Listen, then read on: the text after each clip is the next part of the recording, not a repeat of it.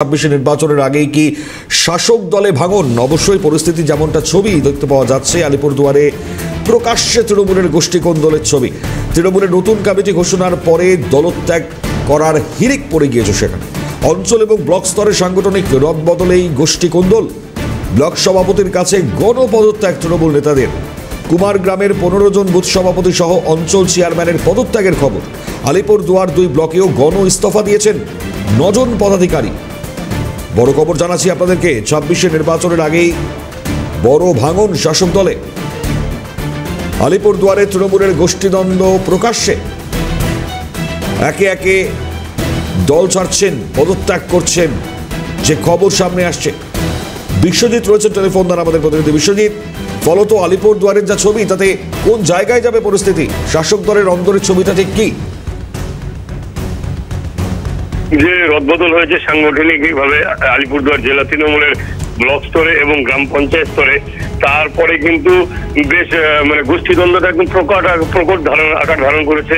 সেটা আলিপুরদুয়ার ২ নম্বর ব্লক, আলিপুরদুয়ার ১ নম্বর ব্লক, মাদারিহাট, কুমারগ্রাম থেকে শুরু করে প্রায় প্রতি ব্লকেই কিন্তু যারা আগে এই পদগুলোতে ছিল, অঞ্চল সভাপতি বা ব্লকের কোনো দায়িত্বে, তারা কিন্তু ইতিমধ্যে বিদ্রোহ শুরু করে দিয়েছে এবং গণহারে ইস্তফার হিড়িক পড়ে গেছে আলিপুরদুয়ার এই তৃণমূলের সংগঠনে।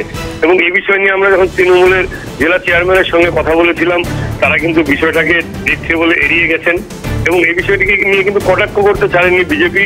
যে তৃণমূল এই মুহূর্তে সামনে ২৬-এর বিধানসভা, তার আগে সংগঠন সাজানোর বদলে যেভাবে এলোমেলো হয়ে গেল, তাতে কিন্তু অ্যাডভান্টেজ পেয়ে যাচ্ছে বিজেপি। মণিময়, উত্তরের দিকে বিশেষভাবে নজর দেওয়ার বার্তা তৃণমূলের তরফ থেকে দেওয়া হয়েছিল, কিন্তু এরই মধ্যে যে ছবি ধরা পড়ছে তাতে কি মনে করা হচ্ছে আর কি বলা হচ্ছে যারা ছাড়ছেন এভাবে, পদত্যাগ করছেন এভাবে? দেখো, যারা এই মুহূর্তে পদত্যাগ করছেন তাদের বেশিরভাগেরই বক্তব্য যে তারা একদম জন্মলগ্ন থেকে তৃণমূলের সঙ্গে আছেন এবং যেটা অভিষেক ব্যানার্জি বলেছিলেন যে পুরনোদের কোনো রকম ভাবেই কিন্তু সংগঠনের বাইরে রাখা যাবে না, তাদেরকে ঠিকভাবে রাখতে হবে। এবং এই যে রদবদল, এবং এই রদবদলে কিন্তু যেটা দেখা যাচ্ছে, বেশ কিছু যারা নতুনভাবে নেতৃত্বে এসেছেন তারা কিন্তু বেশিরভাগই কিন্তু দলবদলু এবং এটা নিয়েই কিন্তু ক্ষোভ ধারণ করেছে জেলা তৃণমূলের অন্দরে। পরিময়, ধন্যবাদ। বিশ্বজিৎ চক্রবর্তী টেলিফোন লাইনে ছিলেন। দলবদলুরা দলে জয়েন করেছেন, তাই ক্ষোভ আছড়ে পড়েছে। অঞ্চল সভাপতি তৃণমূলের বক্তব্য তার কি?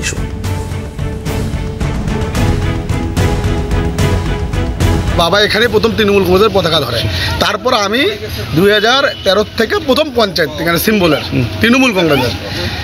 তারপরে আমাদেরকে নির্দল করা হয়েছে, নির্দল করার পরে আবার আমরা পরীক্ষা দিয়ে আমরা আবার তৃণমূলেই কিন্তু গেছি, অন্য দলে যাইনি। যাওয়ার পরে যখন দল বিধানসভায় ১৮তে লোকসভায় বরাডুবি হয়, আমাদেরকে দল দায়িত্ব দেয় বিধানসভায় যে দলটাকে বাঁচাতে হবে। সেই অনুসারে আমি কিন্তু দায়িত্বভার করার পরে টটপা 2-কে ৩৮০০ ভোটে বিএন থেকে নিয়ে এসে ২৪৮ ভোটে বিধানসভায় আনছিলাম ২১-এর।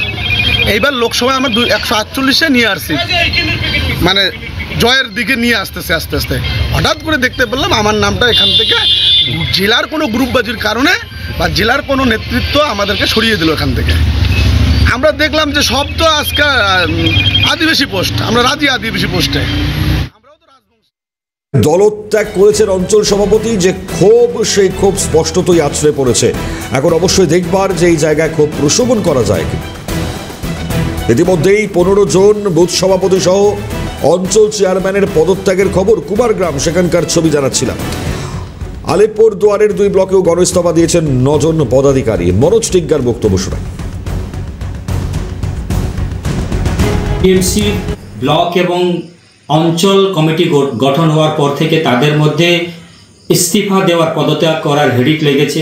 আলিপুরদুয়ার জেলার অন্তর্গত ২ নম্বর ব্লক আলিপুরদুয়ার 2, সেখানে একাধিক নেতা নেত্রীরা পদত্যাগ করেছেন। তাদের অভিযোগ যে তাদেরকে পদ থেকে সরিয়ে দেওয়া হয়েছে।